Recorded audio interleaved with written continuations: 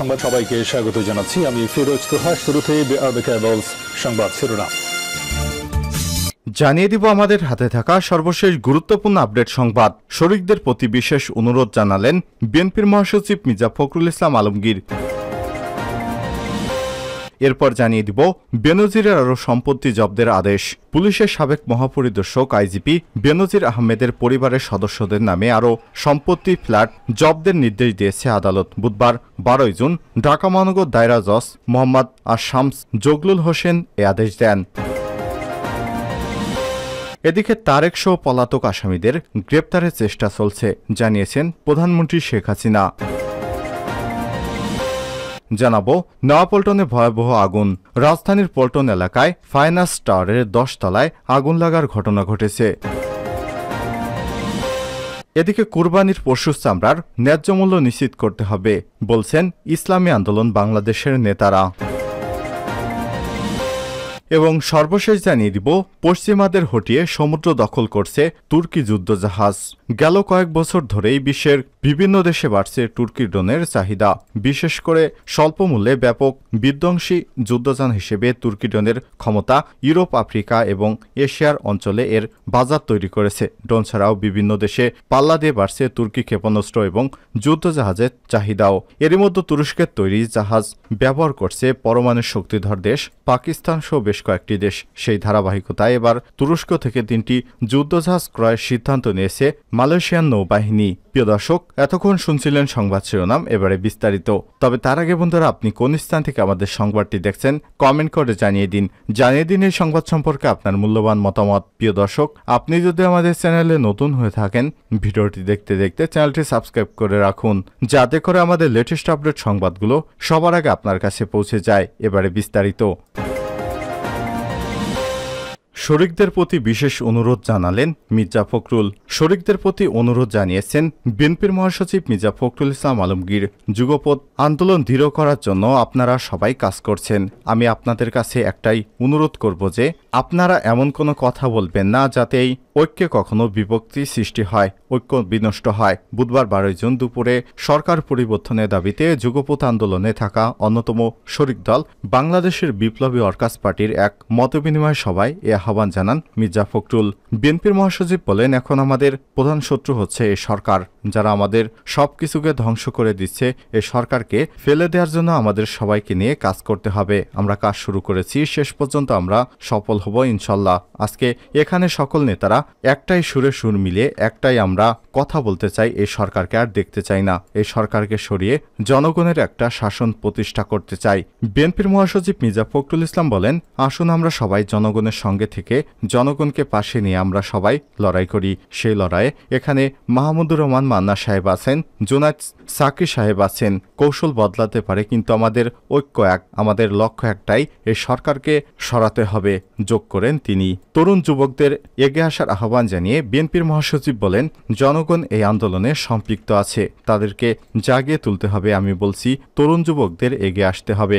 এদেশে যে আন্দোলনটা করছি, এটা আমাদের একার জন্য না, এটা এদেশের জন্য, দেশটাকে রক্ষা করার জন্য, আমাদের স্বাধীনতা সার্বভৌমত্বকে রক্ষা করার জন্য, গণতন্ত্রকে ফিরে আনার জন্য।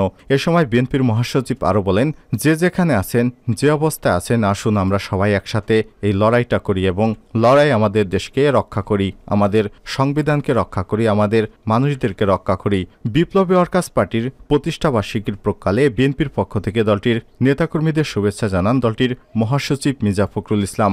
বাংলাদেশের বিপ্লবী ওয়ার্কার্স পার্টির সাধারণ সম্পাদক সাইফুল হকের সভাপতিত্বে কেন্দ্রীয় কমিটির সদস্য আকবর খানের সঞ্চালনায় মতবিনিময় সভায় জাতীয় পার্টির কাজী জাফর, মোস্তফা জামাল হায়দার, নাগরিক ঐক্যের সভাপতি মাহমুদুর রহমান মান্না, গণসংহতি আন্দোলনের জুনায়েদ সাকি, গণফোরামের সুব্রত চৌধুরী, রাষ্ট্র সংস্কার আন্দোলনের হাসনাত কায়ুম, জেএসডির শহীদুদ্দিন চৌধুরী, মাহমুদ স্বপন, এবি পার্টির FM সোলাইমান চৌধুরী, জাতীয় মুক্তি কাউন্সিলের সদস্য ফয়জুল হাকিম, ইসলামী আন্দোলনের মাওলানা আশরাফ আলী আকন্দ সহ বিভিন্ন পর্যায়ের নেতৃত্ববৃন্দ বক্তব্য রাখেন। বেনজিরের আরও সম্পত্তি জব্দের আদেশ। পুলিশের সাবেক মহাপরিদর্শক আইজিপি বেনজির আহমেদের পরিবারের সদস্যদের নামে থাকা আরও সম্পত্তি ও ফ্ল্যাট জব্দের আদেশ দিয়েছে আদালত। আজ বুধবার 12 জুন ঢাকা মহানগর দায়রা জজ মোহাম্মদ শামসুজ জগলুল হোসেন এ আদেশ দেন। জব্দ হওয়া সম্পদ ফ্ল্যাটের মধ্যে রূপগঞ্জে 24 কাঠা জমি, উত্তরায় 3 কাঠা, বাড্ডায় 39.30 জমির উপর 2টি ফ্ল্যাট, বান্দরবন জেলায় 25 একর জমি, স্ত্রী জিশানের নামে আদাবর থানার পিসি কালচারে 6টি ফ্ল্যাট, গুলশানে বাবার কাছ থেকে পাওয়া অ্যাটর্নি মূল্যে সম্পত্তিতে 6তলা ভবন, সিটিজেন টিভি শেয়ার এবং টাইগার অ্যাপারেলসের শেয়ার রয়েছে। এর আগে গত 23 ও 26 মে 2 দফায় বেনজির আহমেদ এবং তার পরিবারের সদস্যদের 621 বিঘা জমি জব্দের আদেশ দেয় আদালত। এর মাধ্যমে সবচেয়ে বেশি জমির মালিক বেনজিরের স্ত্রী জিশান মির্জা। তার নামে প্রায় 521 বিঘা জমি খুঁজে পেয়েছে দুদক। বাকি 100 বিঘার মতো জমি রয়েছে বেনজিরের। তার 3 মেয়ে ফারিন রিশতা বিনতে বেনজির, তাহসিন রাইসা বিনতে বেনজির এবং জারা জেরিন বিনতে বেনজির এবং স্বজন আবু সাইদ মোহাম্মদ খালেদের নামে। বেনজির আহমেদের স্ত্রী জিশান মির্জার নামে মাদারীপুরে 7 পার ডুমিরিয়া মৌজায় 276 বিঘা জমি পাওয়া গেছে। 2021 এবং 2022 সালের বিভিন্ন সময় 113টি দলিলে সব জমি কেনা হয়। দলিল মূল্য দেখানো হয়েছে মোট 10 কোটি 22 লক্ষ টাকা। 83টি দলিলে 345 বিঘা জমি জব্দের আদেশ দেয় আদালত, যার দলিল মূল্য দেখানো হয়েছিল 16 কোটি 15 টাকার কিছু বেশি। এছাড়াও বেনজির আহমেদের পরিবারের সদস্যদের নামে গুলশানে যে 4টি ফ্ল্যাট জব্দের আদেশ দেয় আদালত, তার মধ্যে 3টি তার স্ত্রীর নামে, একটি ছোট মেয়ের নামে রয়েছে। 2টি ফ্ল্যাটের আয়তন 2353 বর্গফুট, দাম আনুমানিক 56 লক্ষ টাকা। বাকি 2 ফ্ল্যাটের আয়তন 2243 বর্গফুট করে, দাম 53.5 লক্ষ টাকা করে। 4টি ফ্ল্যাট কেনা হয়েছে একই দিন একই ভবনে। ভবনটির নাম র্যাঙ্কন আইকন টাওয়ার।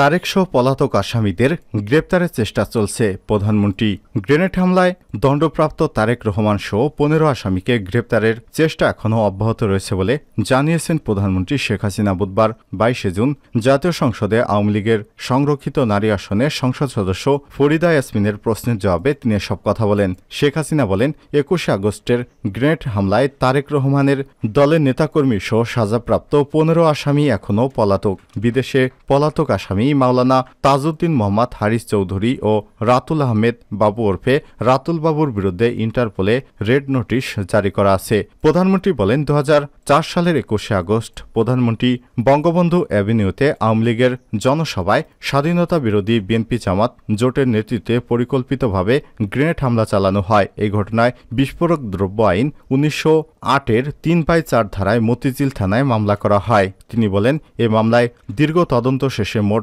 52 আসামির বিরুদ্ধে 2টি অভিযোগপত্র দাখিল করা হয়। রায় ঘোষণার আগে অভিযোগপত্রের 52 আসামির মধ্যে 3 জনের অন্য মামলায় ফাঁসি কার্যকর হয়। এরপর ঢাকার দ্রুত বিচার ট্রাইব্যুনাল 1-এর বিচারক 2018 সালের 10 অক্টোবর রায় ঘোষণা করেন।